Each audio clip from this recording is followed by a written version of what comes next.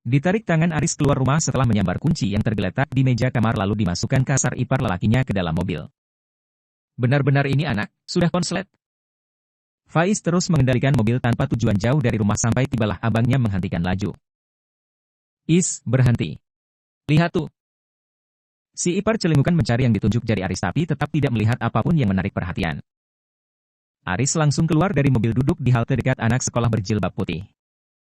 Lah, katanya patah hati? Cepat banget move on-nya tidak seperti Salsa. Is, anak sekolah. Parah, Mas Aris, gerutu Faiz di dalam mobil yang tidak terlalu jauh dari halte tempat iparnya duduk, cukup terdengar jelas untuk menguping pembicaraan mereka.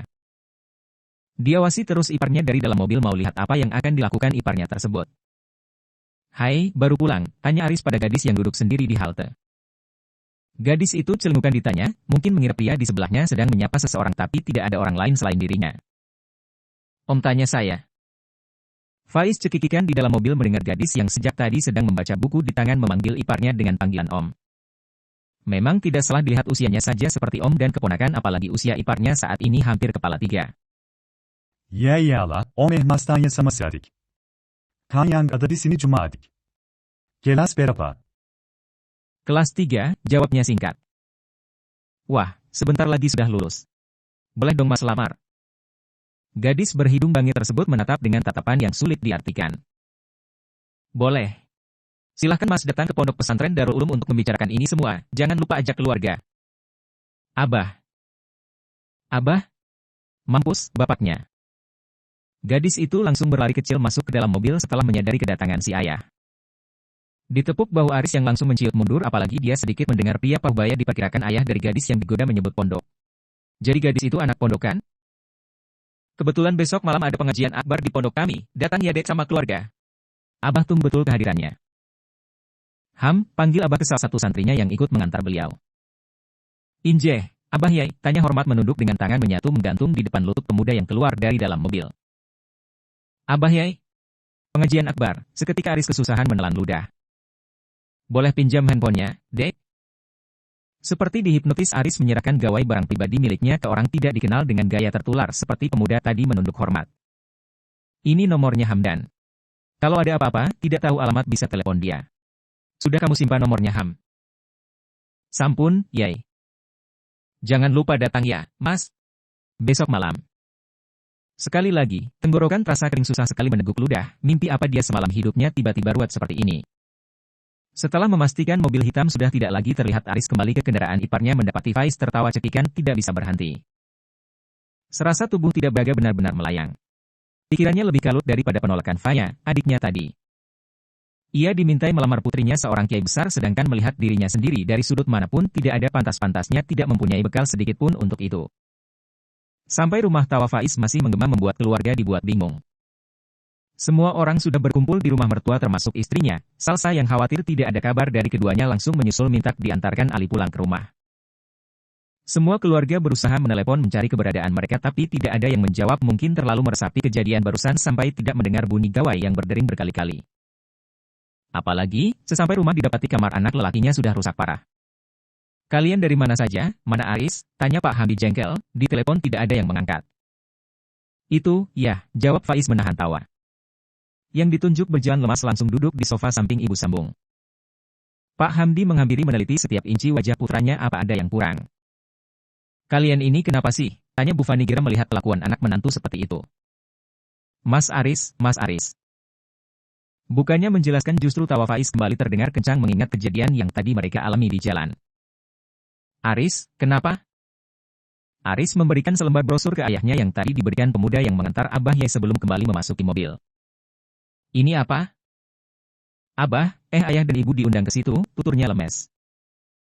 Pak Hamdi menatap menantunya meminta penjelasan dengan apa yang sebenarnya terjadi. Mas Aris tadi menggodai anak sekolah kepergok ayahnya, langsung ditanggapi diminta seriusan melamar anaknya. Dan ternyata, ayahnya gadis yang digodai Mas Aris pemilik pondok besar itu. Semua orang saling bertatapan bingung, anak lelakinya menggodai putria yang masih sekolah. Bukannya dia tadi sedang patah hati? Tiba-tiba, tawa Salsa ikut pecah dihampiri abangnya duduk di sebelah kiri mendusel menggeser tempat duduk Pak Hamdi lantas dipeluk tubuh kakak laki-laki dari samping. Wah hebat, abangnya Salsa dijadikan mantu seorang kiai.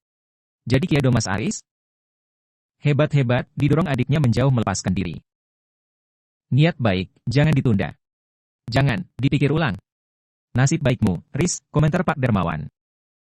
Ya, besok kita semua ke sana. Ya, Aris tidak percaya semua keluarga mendukung tawaran Abah Yai. Dia merasa benar-benar tidak pantas bersanding dengan gadis itu. Agamanya saja masih cetek, belajar agama hanya di tempat sekolah sama dulu pernah ngaji diniyah hanya itu saja.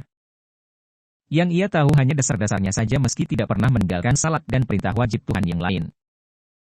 Berbeda jauh dengan keluarga Abah Yai, ibarat kata bagai langit dan bumi tidak akan pernah bisa bersatu. Gak kakak gak adik sama saja, cepat bangkit move on-nya, Odok Faiz. Ih gaya. Aku sih masih ada 5 hari, Mas Aris. Setengah jam, tawa Salsa menggelegar bak petir di siang bolong disusul yang lain. Bukannya cepat move on, dipaksa move on. Semua ini gara-gara kamu. Coba kamu terima cinta Mas, ceritanya gak seperti ini. Ih, gak ah. Daripada yang kedua mending dapat dua kakak beradik perempuan itu tos bareng. Dasar semprul. Pak Hamdi tersenyum melihat ketiga anaknya bisa bercanda lepas seperti itu terlihat kerukunan di antara ketiganya. Aris juga telah banyak berubah meski dulu putranya sudah menjadi sosok kakak yang baik tapi masih menjaga sikap tidak seperti sekarang. Sudah tidak lagi ada perbedaan kedekatan untuk kedua adiknya.